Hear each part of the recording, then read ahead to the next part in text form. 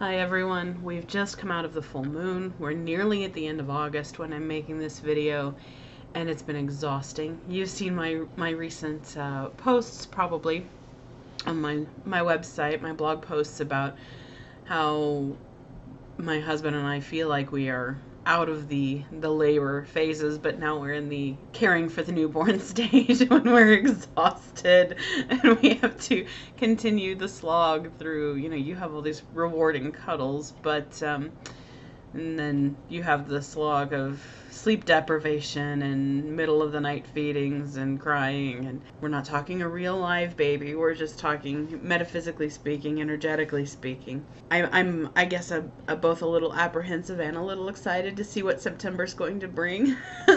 So I imagine that you are too. So let's get down into it. And today it's the runes that tell me they want to speak to me. So today we are going to pull a rune out to give us the energetic overview for September. I'm getting a lot of no's. I'm feeling the energy, but can't find the one that's speaking loudest to me. The rune, again, forgive me, I know these never want to focus well. The rune that I drew is Jera. And the key word, the key idea behind this is harvest. Obviously, this is the time of year when crops are beginning to come down. We move into Thanksgiving celebrations and harvest celebrations. There's already that feeling of harvest in the air. This is already a time of harvest naturally on the earth in the northern hemisphere, obviously. Southern hemisphere is a little different as you're in spring right now and moving into summer. So in the northern hemisphere, we have the feeling of harvest, although the energetic signature in general for September is harvest, no matter where you're at on the globe. We are leaning in toward this. It's interesting that we move from birth into harvest, isn't it? Ralph Bloom's guide on runes, which again, I have found to be the absolute best in my experience, also specifies that one of the key words, along with harvest, is 1 year. And so it's saying that there will be a bountiful harvest, but and we have beneficial outcomes, but there is waiting. Sometimes you just have to wait. The work has been done.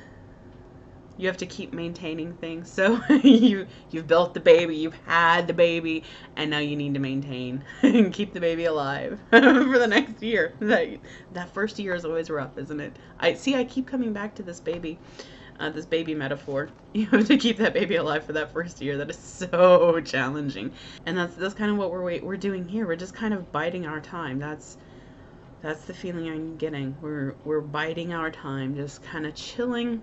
Obviously, it's going to be tiring. We're going to feel, there's a lot of energy moving through us at this point. Spiritually, this feels like a lot of spiritual energy moving through us. And I hesitate to say that we're ascending or whatever, because this is in a broad sense for everyone. Like, this is not the energetic sequence for me and my followers. This is for everyone. So no matter what you're going through in your life, what you're hoping to harvest, we're kind of entering this phase of just kind of relaxing and waiting. A lot of cultures look at the winter as a time where you withdraw and you just kind of relax after the summer and the fall and all the busyness involved, where you kind of use the winter to relax and to spiritually nourish yourself. And I get the sense that that's kind of where we're going now, where we're approaching this time in which we have to just kind of batten down the hatches. I mean, it's not like a storm is coming. It's not that kind of feeling, but it's just kind of draw into yourself and be mindful of yourself. Focus on yourself. That's really what I'm getting. Focus on keeping this alive. So when I say focus on yourself in this sense, it's whatever this goal is that you have, whatever is this big important thing that you're trying for, just make yourself mindful of your feelings toward it at all moments. And don't strive too hard. It really is like that just settling into yourself and just getting more in touch with yourself, because when you're working really hard towards something, it can be really easy to become outward focused. And at this point, what we need to do is we're waiting for the harvest. So we're not harvesting just yet. You've planted and you're waiting for everything to grow. And so you have to maintain it a little bit, water it occasionally. But you can go do other things. But I know I'm mixing the growing and I'm mixing the metaphors, but there's a lot of stuff here coming in. Focus on yourself and on your, keep in mind the result that you want. We're not working hard here. We're not putting the focus externally to doing all of the right things and getting all of the right things done. At this point, we're preparing ourselves, which is what the first year of having a child is like. They tell me you're preparing yourself for the rest of the rest of your child growing up. So kind of like in those last few months of pregnancy, how the woman's body prepares to give birth, and sometimes she'll become more self-focused, internally focused. That's kind of what happens here, but it's a slightly different internal focus. So it's focus on what you can do to prepare yourself for the harvest. Thank you. I don't know why we had to go through all of that just to focus.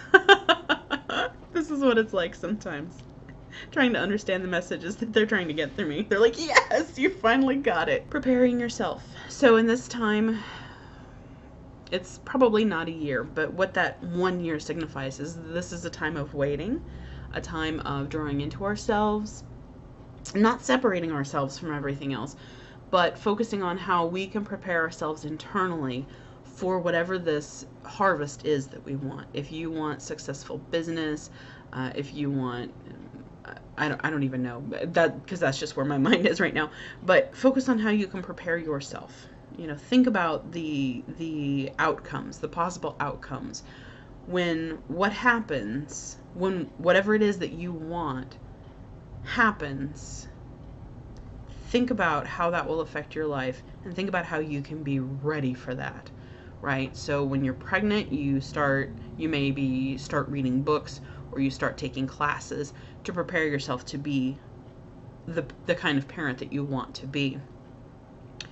And that's kind of what you do here. You're taking this opportunity to prepare yourself for what's coming. So that's the energetic signature of September. Obviously for beyond September, because this is a long-term rune, but we're at the beginning of that. So this signifies September is the beginning of that energetic shift where we are doing more focusing on ourselves to prepare for that eventual outcome that we've been working so hard for. That's all I'm getting. So now let's go to the Archangel Raphael Healing Oracle cards to see if there's anything in particular that we can do in addition to all of that will help us get the most benefit out of this month's energy. Oh, that's unusual. I don't often get a smile whenever I'm shuffling the cards. All right, let's see what we've got. Oh, massage. I could definitely go for a massage. It's been so long since I've had one.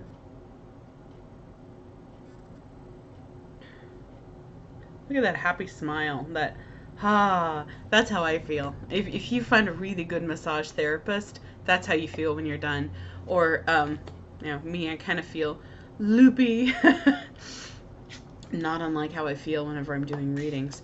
So it relaxes you, gets you in the frame of mind to go internal. I mean, there are very few things that I have found in life to help me really focus on my internal state, my internal affairs. Few things do that better than a really good massage. If you have a massage therapist who doesn't say much or who's nice and quiet and relaxed, who just kind of exudes that calm focus, that can really, really help put you in that state of mind. I'm being reminded here, you don't have to go to a massage therapist, obviously.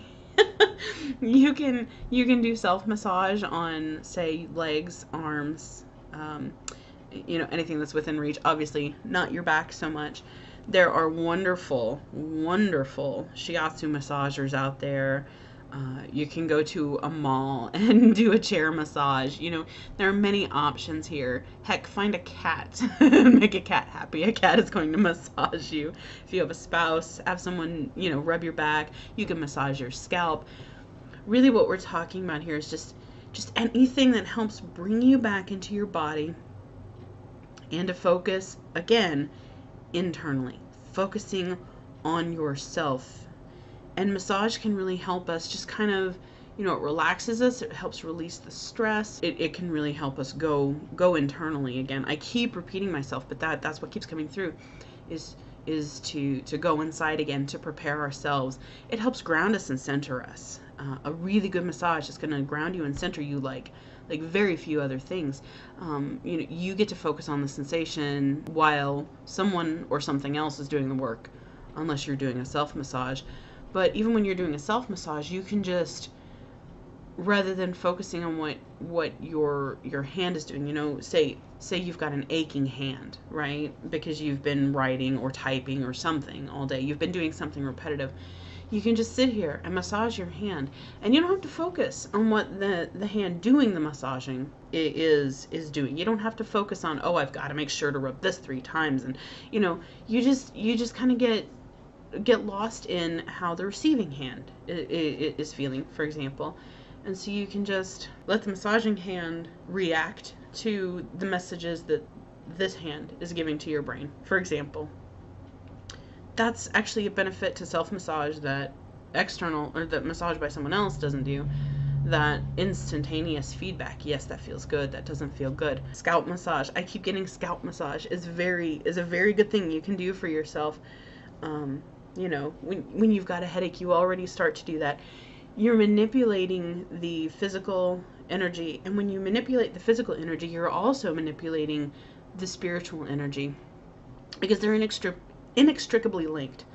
And so you may have a physical headache and you're massaging the temples or the spot right here that's so tense so often, which is also your third eye. You're not just massaging physically when you do that. Take a little extra time to focus on massage. Self-massage, external massage, whatever. And then make sure to use that opportunity, however, to really focus, to anchor yourself in yourself, in preparing yourself, relaxing yourself, getting as much rest and relaxation and self-care as you can. The prayer that's on the massage card from Doreen Virtue is, Dear Archangel Raphael, please help me know that I deserve to receive massages and other self-care treatments. So let's take that one step further. Dear God and Archangel Raphael, please help me to remember that I deserve self-care, that I need self-care to more fully be who I need to be and to more fully do what I need to do, and especially to heal and to become more fully myself. Please help me in this time of challenge and fatigue to take care of myself and to remember that if I don't take care of myself, no one else will. Thank you, thank you, thank you.